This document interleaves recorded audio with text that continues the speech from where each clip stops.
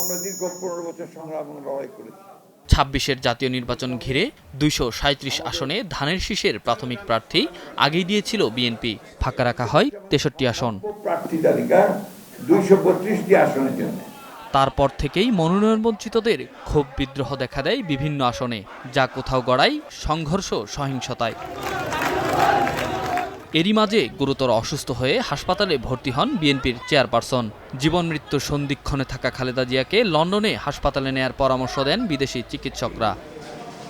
এমন রাজনৈতিক বাস্তবতায় চেয়ারপারসনের গুলশান কার্যালয়ে বৃহস্পতিবার গণমাধ্যমের সামনে আসেন বিএনপি মহাসচিব। প্রথম ঘোষণার মাসখানেক পর ফাঁকা ৬৩ আসনের মধ্যে ৩৬টিতে দলীয় প্রার্থীর নাম জানান তিনি।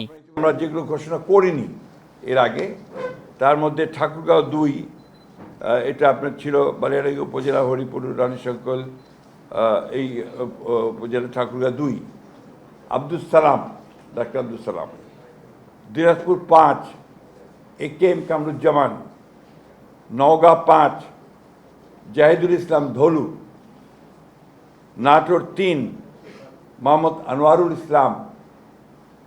সিরাজগঞ্জ ১, সেলিম রেজা। যশোর ৫, M ইকবাল হোসেন।